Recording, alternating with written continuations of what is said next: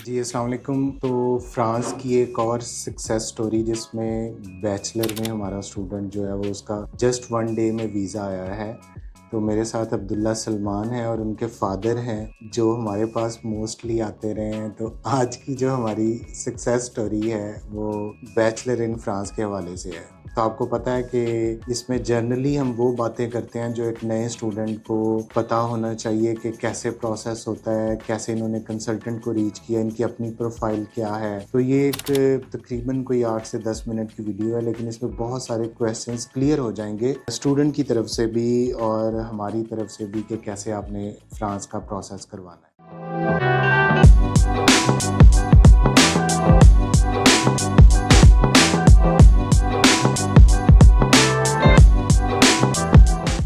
तो सबसे पहले मैं इनको थैंक यू बोल रहा हूँ कि ये ऑफिस आए, मिठाई लेके आए हमारे सारे स्टाफ के लिए, बहुत अच्छा लगा हमें। ये मुल्तान से आए हैं स्पेशली ट्रैवल करके। आप देख लें कि फैसलाबाद में हमारा ऑफिस है और ये इन्होंने ट्रैवल किया है अपने वीज़े के बाद सारा इस हवाले से। तो स्पेशली थैंक यू आप लोगों का। तो सबसे पहले अब्दुल्ला जो इनका बेटा है, तो उनसे मैं पूछता हूँ कि अपनी प्रोफाइल के बारे में बेटा बताएं। जी, मेरे मैट्रिक में 100% थी 100% मैट्रिक में मार्क्स है और माशाल्लाह। एफएससी मेरी आईसीएस थी, उसमें मेरे 90% थी। 90% बच्चे के मार्क्स ठीक है। इसके अलावा मैंने आइट्स भी दिया था, उसमें मेरे 7.5 बैंड्स थे। आइल्स बेटा आपने फर्स्ट अटेम्प्ट में ले जी, लिया? फर्स्ट अटेम्प्ट जी। अच्छा, आइल्स आपको किसने कहा था कि करने के लिए, मुझे टॉप 7 ने रेकमेंड किया था या हम उस। लोगों ने जी, रिकमेंड किया था? वैसे ज़रूरत नहीं थी कोई फ्रांस के लिए, लेकिन उससे प्रोफाइल स्ट्रॉन्ग हो जाती है थोड़ी। हाँ, अच्छा अब आप ये बताएं कि हमारे बारे में कैसे पता चला टॉप 7 के बारे में? मेरा ख्याल आपके फादर ने वीडियोस जी, देखी है। इन्होंने यूट्यूब पे आपकी पहले वीडियो देखी थी और उसके बाद इन्होंने फिर ऑफिस विजिट किया। जी, मैंने असल में सर आमिर आपकी कई वीडियो देखी और भी कंसल्टेंट देखे, मुल्तान आपने में भी सर्च भरमार किया है। था यूट्यूब पे? नहीं, जब मैं कंसल्टेंट्स वो से सर्च कर रहा था तो उसमें आपका भी आ गया अच्छा ना, फिर अच्छा। सक्सेस स्टोरी और इस किस्म की चीज़ें देख के फिर मुल्तान में भी है और मुल्तान में जैसे वो छोटे-छोटे सेटअप बना के बैठे हुए हैं तो उनका भी पता भी नहीं चलता, आपका बाकायदा एक सिस्टम। तो इस तरह से फिर मैंने यहाँ पे इसको इनिशिएट किया। तो उसमें मुझे शुरू में कोई थोड़ी-सी हर्डल आई आपकी तरफ से क्योंकि कम्युनिकेशन गैप था, अगर बच्चा खुद करता तो शायद खुद वो करते, चीज़ हाँ भी ना वो होती। चीज़ें ना होती, तो आप मुझे खुद विजिट करने आए थे। मैं विज़िट मैंने हाँ, किए बार-बार 2-4 ये दफ़ा फर्स्ट किए। टाइम मेरा ख्याल अक्टूबर में हमारे पास आए थे लास्ट ईयर जिसमें, और मेरे से नहीं उस टाइम मिले। जी, जी, आपसे टीम मिले। ने गाइड किया इनको क्योंकि सारा उसमें, और हमने इनको उस टाइम पे जो इनके बेटे की प्रोफाइल है या आप प्रोफाइल अगर सुन रहे हैं सारे स्टूडेंट्स, तो इसमें मैं ऐसे बच्चे को कहता हूँ कि आपके लिए हर कंट्री ओपन है। मतलब इस बच्चे की प्रोफाइल और एक 50% या 50-60% वाला बच्चा अपने आप को डेफिनेटली उसने भी पास आउट किया है, but he is not that much eligible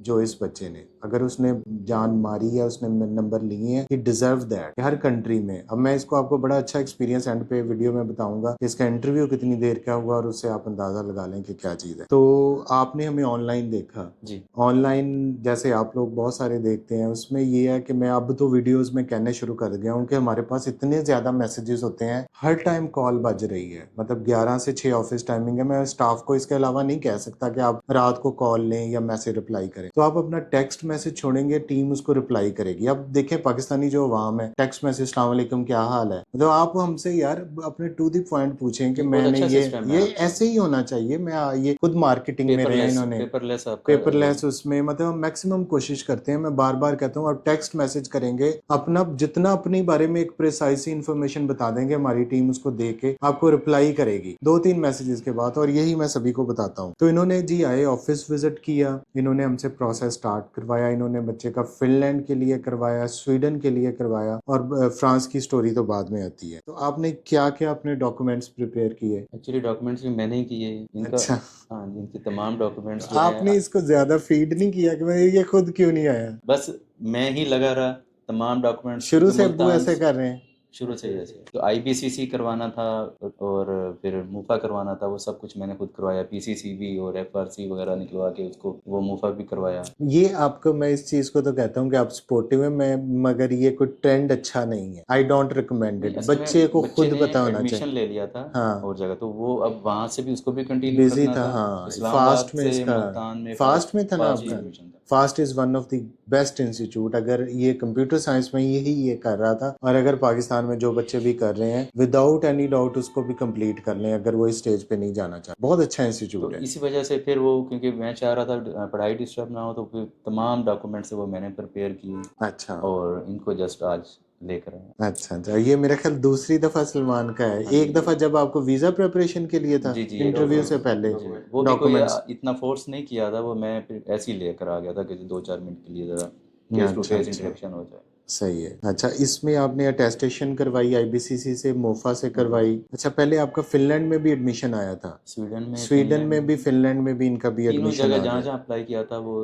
हर जगह से हो गया। आपकी कॉस्ट क्या आई थी शुरू में? एक तो हमारी फीस आपने पे की, इन्होंने हमें फर्स्ट स्टेप पे 300 शायद पे किया था, ऐसे ही है? ऐसे ही है। हाँ, 300 यूरोज जो तकरीबन 90,000 बनते हैं वो पे किया। उसके बाद इनका जब इनका एडमिशन आ गया, इनका फिनलैंड का भी आ गया, स्वीडन का भी आ गया, ये मेरे से डिस्कशन करने आए कि उसमें आपको पता है कि वीज़ा प्रोसेस के लिए हमें जाना पड़ता है दुबई। जी जिस टाइम पे इनका एडमिशन आया था उस टाइम स्वीडिश एम्बेसी पाकिस्तान में वापस नहीं आई थी, एथोपिया जाना जी, पड़ा। बिल्कुल। तो जो बजट था वो तकरीबन 3.5 मिलियन के राउंड अबाउट था। तो उस टाइम पे फिर मैंने इन्हें रिकमेंड किया कि आप इसका फ्रांस में भी हम कर देते हैं, जो इसकी प्रोफाइल है definitely he will get visa. हमारा इस प्रोफाइल के साथ किसी भी बच्चे का, इवन बैचलर के हमारे पहले भी एक जोहेब लड़का गया है इसी एपिटा में, ये फैसलाबाद के पास का है, उसका भी एग्जैक्टली बहुत फास्ट प्रोसेस है और उसको भी इंटरव्यू में ही कैंपस फ्रांस में कह दिया था कि आप अगली तैयारी करें, आप कौन सी शर्टें साथ लेके जाएंगे, ये इतना तक कह दिया था। He was also same profile, उसका आईएलटीएस का बैंड 7 था लेकिन उसके एफएससी के कोई 94% थे और मैट्रिक में भी। तो इनको भी मैंने यही कहा कि आप इसमें कर लें, इसमें आपका बजट जो है ना, क्योंकि इसकी वीजा प्रोसेस ना अपॉइंटमेंट के चक्कर है। अब हाँ, जो दूसरी बड़ी हर्डल मेरे ख्याल दुबई वीजे का भी मैंने बताया था कि उसका जी इशू आ रहा है। जी, जी बिल्कुल इशू आ रहा है उस वक्त उस था। वक्त ही मेन इशू था कि जी दुबई बिल्कुल। का वीजा ही अब मेन एप्लीकेंट का नहीं मिल रहा, तो स्पाउस के साथ तो लगे हैं। तो फिर मैंने इनको जो है वो उसका बताया और अल्हम्दुलिल्लाह इसका बहुत क्विकली एडमिशन है। आपका इंटरव्यू हुआ था कोई? सिर्फ कैंपस फ्रांस में 1-2 मिनट का हुआ। यूनिवर्सिटी का नहीं हुआ? यूनिवर्सिटी का रिकॉर्डेड इंटरव्यू था। रिकॉर्डेड इंटरव्यू इसका यूनिवर्सिटी का हुआ था। ये कंप्यूटर साइंस में बैचलर में एपिटा एक इंस्टीट्यूट है जो पेरिस के अंदर है और ये इनका बड़ा अच्छा हाई रैंक्ड है कंप्यूटर साइंस सब्जेक्ट्स में। तो उसमें ये अब जो है वो बैचलर के लिए जा रहा है और इसने जो इनिशियल आपने पे किया है वो 6,000 इन्होंने पे किया है, जो तकरीबन पाकिस्तानी को ये 18.5 से 19 लाख बनता है। इसके अलावा इन्होंने हमारे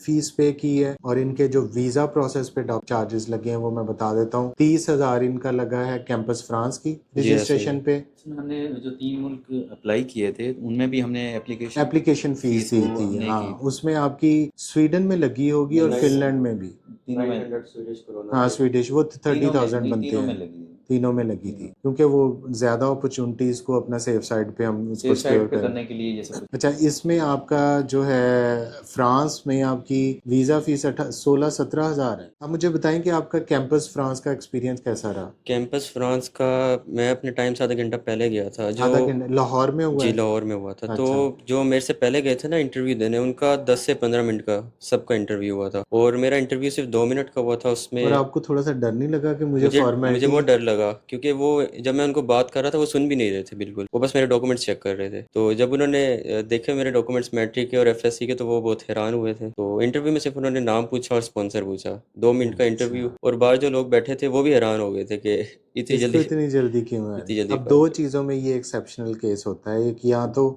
बिल्कुल ही बहुत श्योर हो के बच्चा लग रहा है वीजा, और एक ये एक्सेप्टेंस में या रिजेक्शन। रिजेक्शन में कि इसमें कोई तो बीच वाला नहीं है कि यार फारिग है बस 1 मिनट में जाओ मैंने फॉर्मेलिटी पूरी कर ली। और ज्यादा बच्चों को यही लगता है। अब आप भी जो ज्यादा प्रोफाइल अच्छे वाले बच्चे हैं जिनके बहुत एक्सेप्शनल मार्क्स हैं वो ये एक्सपेक्ट करें। और एक पहले भी हमारा ऐसा एक्सपीरियंस है कि बच्चों को जो ऐसे अच्छे मार्क्स वाले उनको फॉरन, क्योंकि वो नेक्स्ट पे टाइम ज्यादा लगाते हैं। तो कोई फ्रेंच लेडी थी, नहीं, पाकिस्तानी थी। पाकिस्तानी कोई लेडी थी जो कैंपस फ्रांस लाहौर में इसका इंटरव्यू हुआ। आपके डॉक्यूमेंट्स थे कोई 19 डॉक्यूमेंट्स थे जी, एम्बेसी में 19 डॉक्यूमेंट्स थे।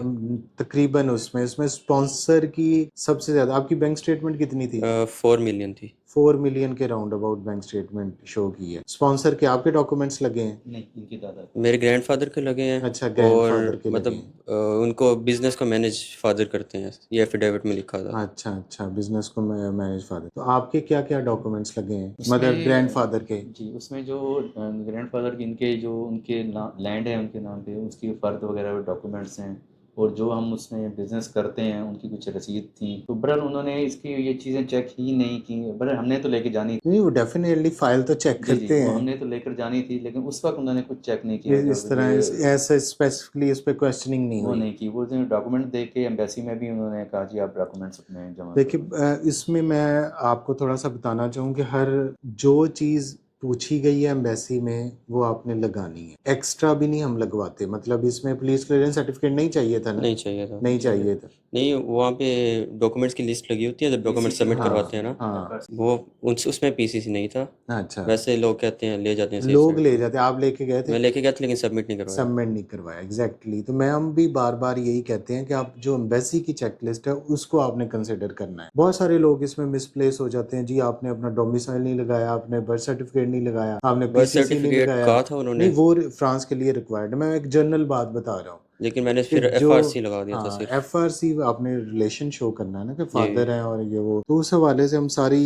जो है वो चीज़ों को देखते हैं। और ये टोटल जो एपिटा का आपका और फ्रांस का प्रोसेस है, मेरे हिसाब से तो ये 3.5-4 माह से ज़्यादा नहीं लगा इसको टाइम। मैंने दिसंबर में एपिटा में अप्लाई किया था, अच्छा, मार्च में एक्सेप्टेंस आ गया था और मार्च में मेरा एपिटा का टेस्ट हुआ था ऑनलाइन मैथ का। अच्छा, उसके बाद अप्रैल में कैंपस फ्रांस हो गया और फिर अच्छा, लास्ट अच्छा, मंथ। आपको उसी टाइम पे भी साथ अप्लाई कर जी दिया था? जी जी, साथ में हो गया। अच्छा, अच्छा, सही। क्योंकि इसका बाद में वीज़े को जस्ट 1 डे में इसको वीज़ा रिसीव हो गया जब इसने एम्बेसी में इंटरव्यू अपना डॉक्यूमेंट सबमिट करवाए, फिंगरप्रिंट्स हुए आपके, जी, उसी दिन हो गया। और उससे नेक्स्ट डे जो है वो इसको वीज़ा रिसीव हो गया। जी, इनका वीज़ा जो है वो अब अगस्त से स्टार्ट है क्योंकि इसकी सितंबर में क्लासेस हैं और ये 26 तक है। और इसमें मल्टीपल एंट्री वीज़ा लगता है शेंजन में। ये फ्रांस का, अब ये वहाँ पे पहुँचने के बाद आज ही आए थे, इनको गाइड किया है, रेजिडेंस भी अपनी बुक कर ली है। अब इसके बाद इसका स्टूडेंट रेजिडेंट कार्ड बनेगा। रेजिडेंट कार्ड इसका जितनी ड्यूरेशन ऑफ स्टडीज है प्लस 6 मंथ, मतलब इसका बनेगा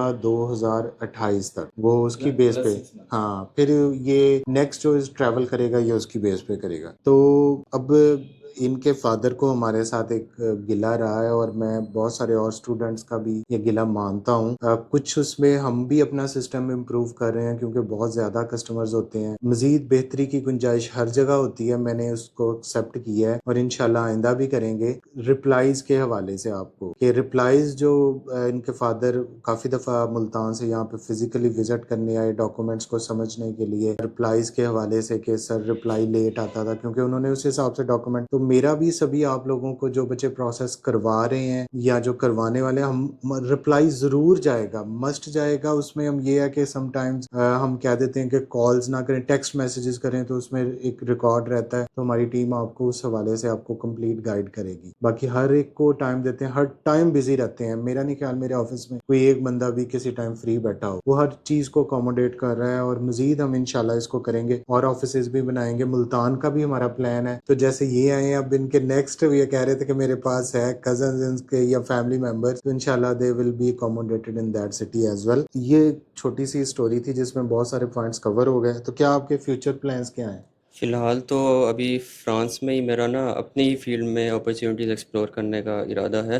और सबसे अच्छी बात ये है एपिटा की कि इसमें 2 इंटर्नशिप्स पहले ही हैं, एक अच्छा, 1 मंथ की और एक 6 मंथ की है। अच्छा। तो ये ना स्वीडन में थी ना फ़िनलैंड में थी, तो एक ये सबसे अच्छी बात मुझे इसकी आपने लगी। इसको थ्रू आउट सर्च किया है इस जी, ये जी मैंने कॉलेज को? जी मैंने इसको किया इसके, है। हाँ, सुन लिया। अच्छा बेटे, ये बहुत अच्छा है। अब ये इसके फादर को भी मैं यही कह रहा था कि आप अगर सही तरह अपनी डिग्री कंप्लीट करें, इस चक्कर में जाएं कि मैंने एजुकेशन करनी है, there is nothing best then that, कि मतलब आपको उसके बाद रेलिवेंट फील्ड में सॉफ्टवेयर इंजीनियरिंग में डिग्री, अपना बिजनेस, मतलब व्हाट्सएवर आगे अपॉर्चुनिटीज है। ऑस्ट्रेलिया जा सकता है, यूएसए जा सकता है, सेटलमेंट है। लेकिन अगर इस स्टेज पे जाके, यहाँ से जाके, ये सामने बैठा है, अगर सिर्फ फूड डिलीवरी के चक्कर में पड़ गया कि यूरोज कमाने हैं और ये वो डिग्री जाए साइड पे, देन वो यूरोज ही रह जाते हैं और बंदा उसी सर्कल में, चक्की में लग जाता है। First thing is your education. आप पढ़ने जा रहे हैं, अपनी डिग्री जरूर पूरी करें। मुश्किल है ना 3 साल, पर पढ़ना भी है, कमाना भी है, खाना भी खुद बनाना है, कोई मसला नहीं, it's a part of life. तो hard work pays off. 6 days नहीं है, पूरे यूरोप में 5 डेज है, Monday to Friday, Saturday Sunday off है। और बहुत ज्यादा, मतलब बच्चे की ग्रूमिंग बहुत है।